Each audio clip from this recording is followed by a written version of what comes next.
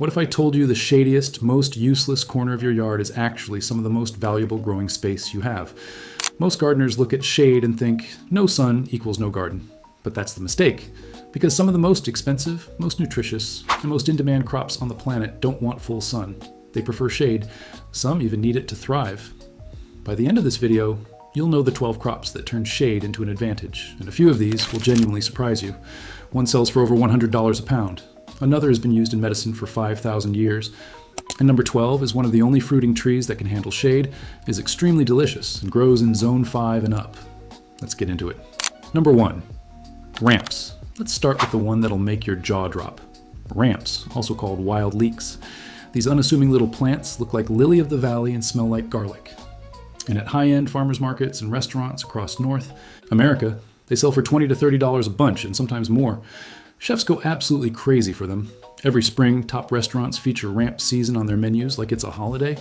And foragers, they guard their ramp patches like buried treasure. Here's the secret. Ramps are woodland plants. They grow naturally on the shaded floors of hardwood forests. They hate full sun.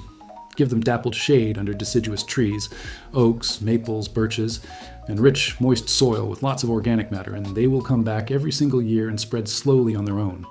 The catch is that ramps are slow. It takes 5 to 7 years to establish a truly productive patch from seed. But here's the trick most people don't know. You can buy ramp bulbs or transplants and cut that time in half. And once they're established, you barely touch them. They're perennials. They come back forever. Never harvest more than 1 leaf per plant, and never harvest more than 1/3 of your patch in any given year. Let them spread. In 10 years, you'll have a patch that pays you back every spring without replanting. One more mind-blowing fact. Ramps were one of the primary spring foods for indigenous peoples across eastern North America. They're not some trendy foodie discovery. They have a 10,000-year track record. Now, before we go further, here's something worth understanding about why so many of these crops prefer shade. Most of them evolved under forest canopies in the shadow of mountains, beside streams tucked under thick tree cover. These plants didn't just survive in low light, they thrived in it. And over thousands of years, humans discovered that a lot of them are also extraordinarily useful. So when you plant these crops in your shaded yard, you're not working against nature, you're working exactly with it.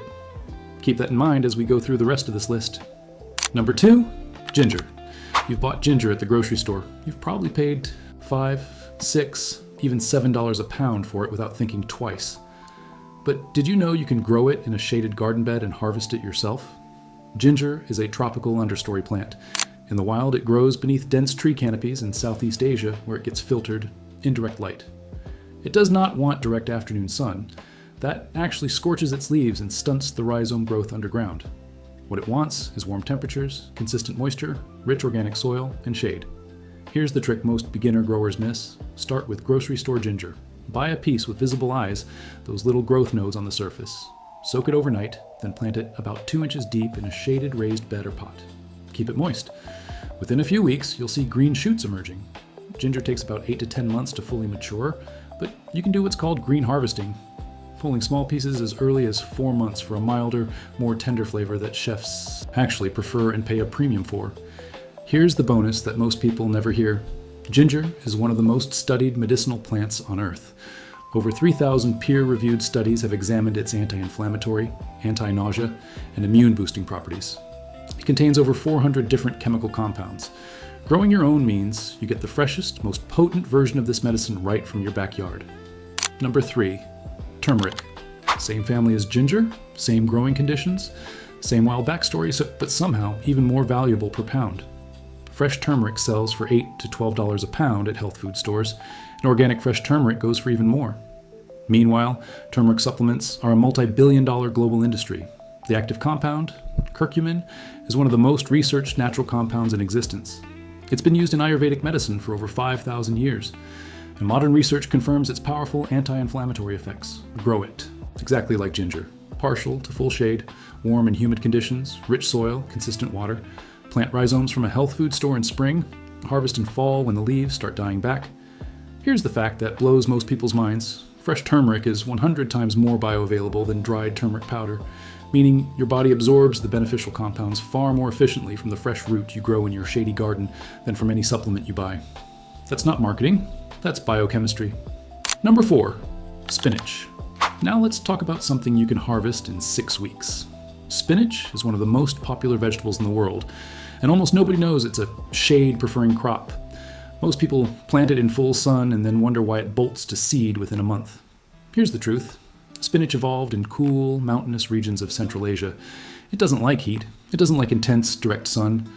When temperatures rise and sun beats down on it, it triggers a biological survival response.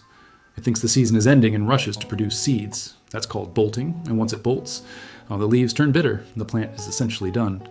The shade solution is simple. Plant spinach in a spot that gets morning sun and afternoon shade, or under a tree with dappled light. This mimics its native habitat. The leaves stay tender, the plant stays vegetative, and your harvest window extends by weeks or even months. In a shaded spot, you can grow spinach all the way into summer in many climates, when everyone with a full sun garden has already lost theirs to heat. Spinach is also one of the most nutrient-dense plants on Earth. Per calorie, it's one of the highest sources of iron, calcium, folate, and vitamins A and K that you can grow. Number 5, mushrooms. Okay, this one isn't technically a crop in the plant sense, but it belongs on this list more than almost anything else, because it's the ultimate shade grower and one of the most profitable things any home gardener can produce. Oyster mushrooms, Shiitake, lion's mane, wine caps. These are not just food, they're functional medicine, they're gourmet ingredients, they're the subject of cutting-edge neuroscience research.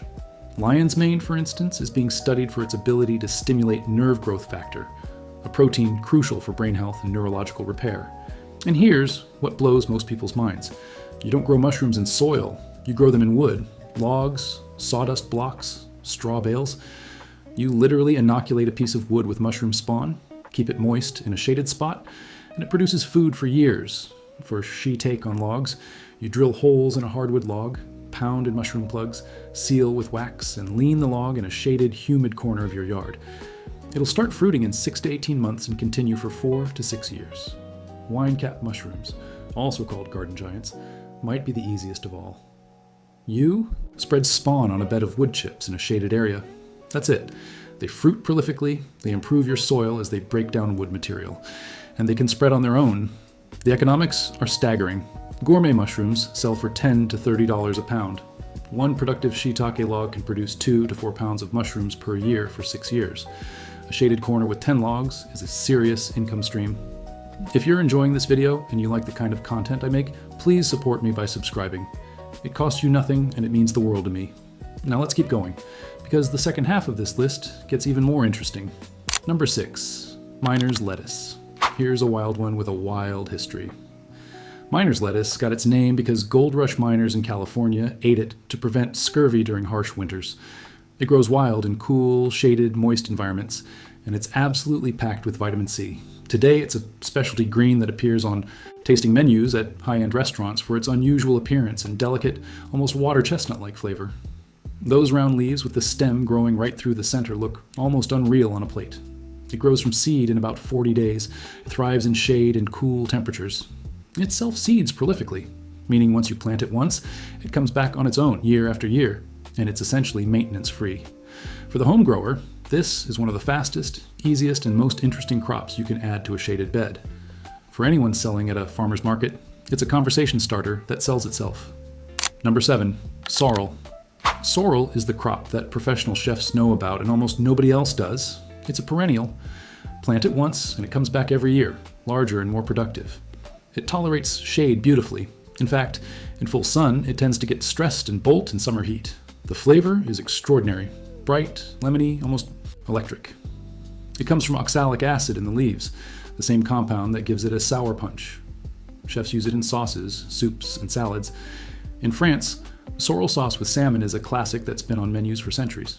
Here's the growing secret most people miss. Sorrel in the shade produces more tender, less acidic leaves than sorrel in full sun, because lower light means the plant produces oxalic acid more slowly.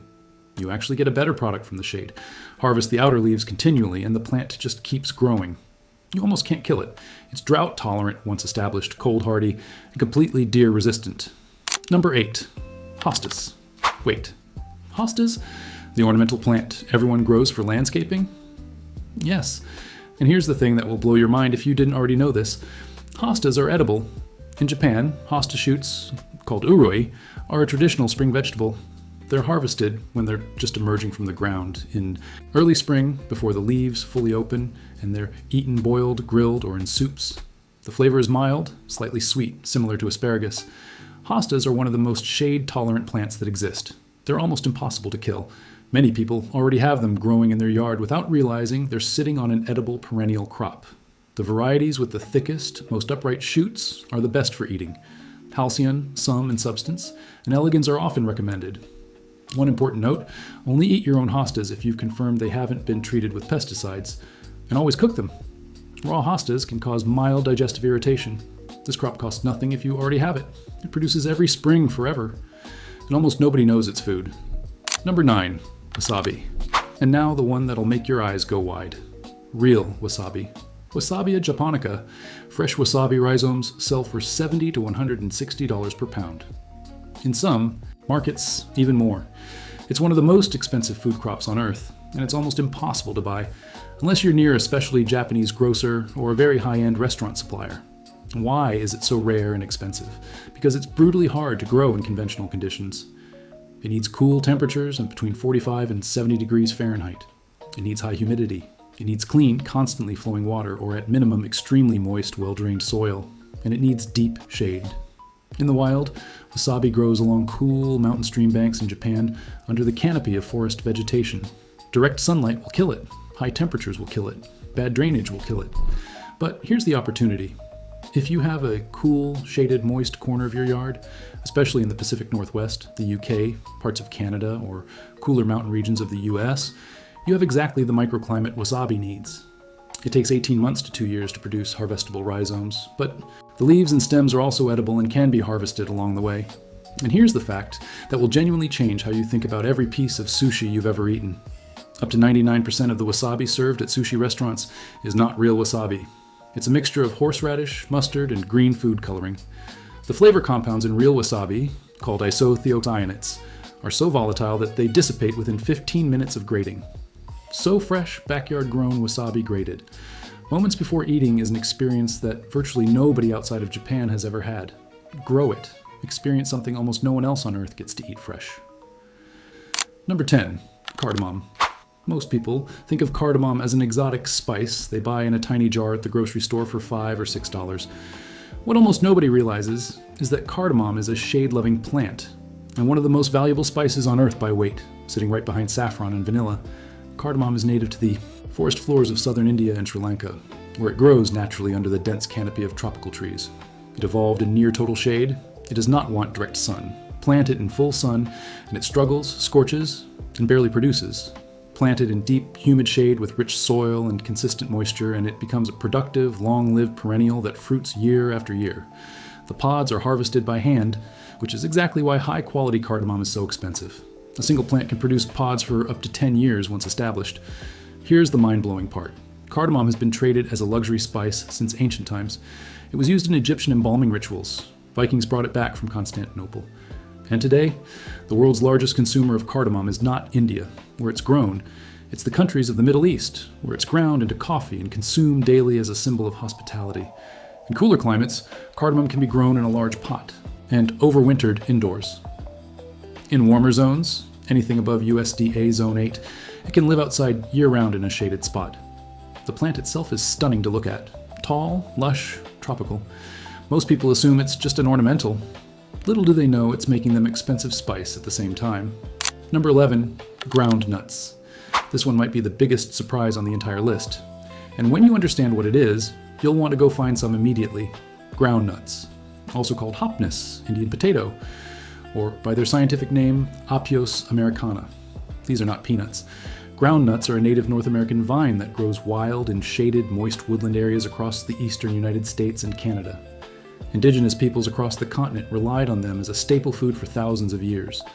When the Pilgrims arrived and faced their first brutal winters, groundnuts are widely believed to have saved them from starvation. The plant produces clusters of small, starchy tubers underground, like a string of edible beads buried beneath the soil. They taste like a cross between a potato and a chestnut. Rich, nutty, slightly sweet. And here's the nutritional fact that drops jaws. Groundnuts contain roughly 3 times the protein of a regular potato. 3 times. They were, for many indigenous communities, one of the primary protein sources in their diet. The vine itself grows happily and partial to full shade, winding up fences and through shrubs. It's a nitrogen fixer, meaning it actually improves your soil as it grows, just like beans. It's drought tolerant once established. It's perennial, coming back every year and producing more tubers as the clump expands. You can eat them boiled, roasted, fried, or mashed. The flavor gets better after the first frost, and you can even eat the seeds, which develop in pods on the vine like small beans. Here's what's wild. Despite being one of the most important food plants in North American history, groundnuts are almost completely absent from modern gardens. Almost nobody grows them.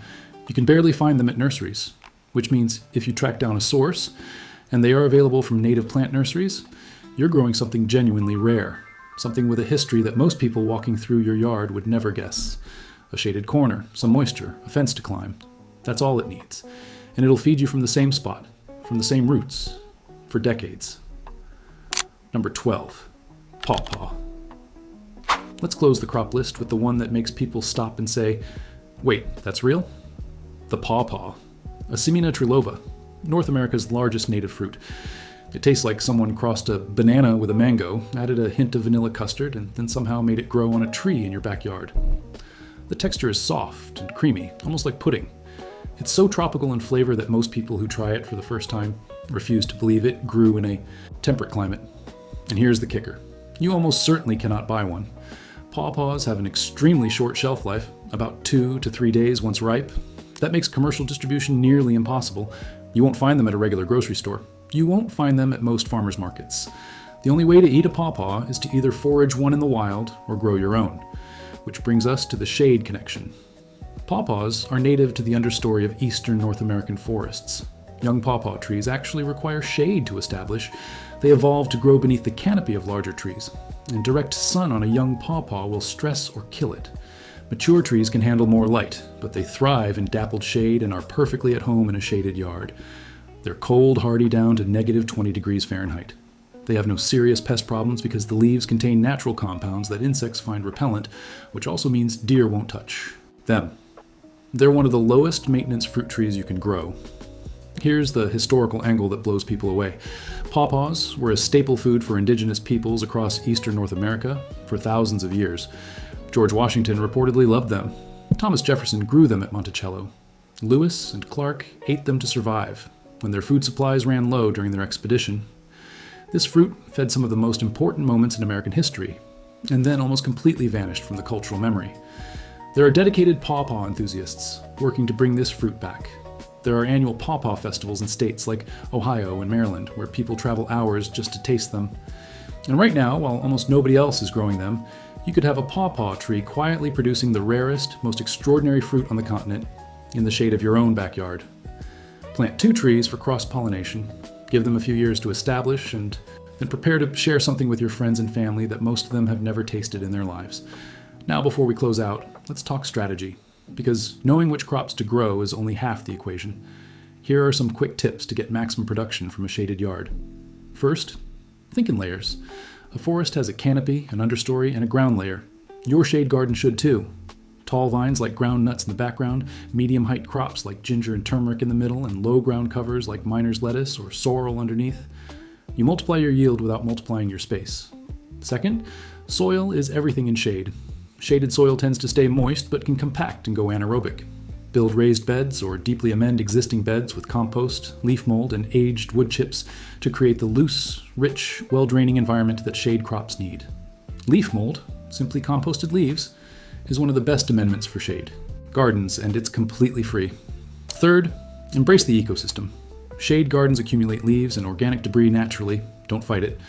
Leave a layer of leaf mulch on the soil surface. It moderates temperature, retains moisture, feeds soil life, and slowly breaks down into rich humus. Exactly the conditions most shade crops prefer. Mushrooms especially love it. Fourth, use reflective surfaces.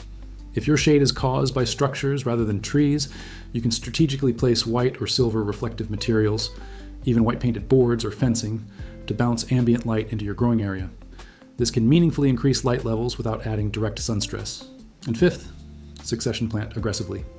Because many shade crops have shorter seasons, plant a new batch every 2 to 3 weeks. This staggers your harvest and means you always have something ready to pick without everything maturing at once. So here's the bottom line. Shade is not a gardening obstacle. It's a specialty growing environment, and like any specialty environment, it rewards people who understand it. Ramps that sell for $25 a bunch. Fresh wasabi worth over $100 a pound. Gourmet mushrooms. Cardamom, a spice more valuable by weight than gold throughout most of human history. Groundnuts, a forgotten Native American superfood with 3 times the protein of a potato. And pawpaw, a fruit so rare and extraordinary that most people don't even know it exists, growing quietly in the shade of a backyard near you. All of it in the part of your yard you thought was useless. The gardeners who figure this out don't just feed themselves better, they grow things nobody else can, and that's a very powerful position to be in.